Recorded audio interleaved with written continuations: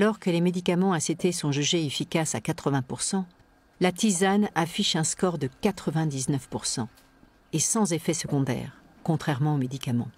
Le résultat était surprenant, positivement, et c'est là que les ennuis commencent avec la médecine conventionnelle. Quel genre d'ennui? Le premier ennui, c'est l'interdiction. À la fin de l'étude, nous devions organiser une conférence. Lorsque nous avons remis le résultat au médecin-chef des zones, tout de suite, il s'est interposé. Il a dit « J'interdis, cette conférence n'aura pas lieu et je préfère que Jérôme puisse se taire et pas communiquer ses résultats à la population. » Ils ont vu que la tisane avait un meilleur résultat que les ACT et on nous a fait montrer que les différentes firmes pharmaceutiques risquent de couper leur appui. Et on a trouvé qu'il y avait orgueil, on m'a démis de mes fonctions. Le docteur Munyangui est lui aussi victime d'intimidation. L'ordinateur qui a servi à l'étude est dérobé. Quelques jours plus tard, le médecin tombe malade.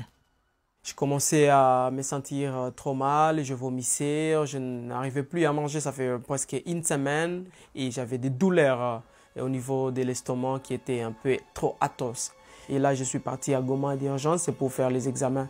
Et c'est là qu'on m'a diagnostiqué, voilà, et vous étiez empoisonné. À votre avis, d'où viennent ces ennuis? À mon avis, les ennuis viennent de firmes pharmaceutiques.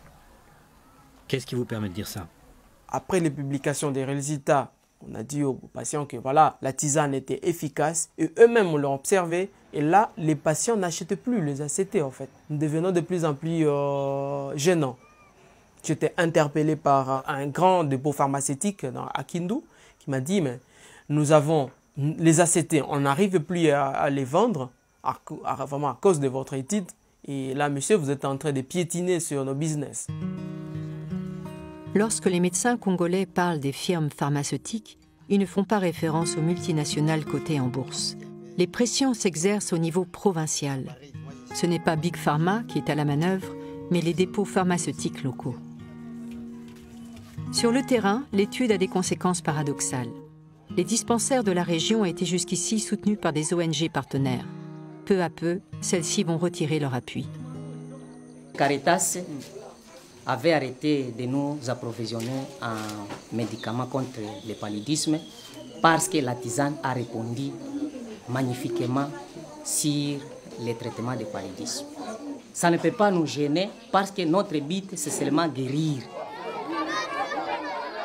Après l'étude, les villageois adoptent la tisane dont ils ont été les cobayes. J'avais souvent la malaria avant. Mais depuis que j'ai participé à l'étude, je n'ai plus la malaria.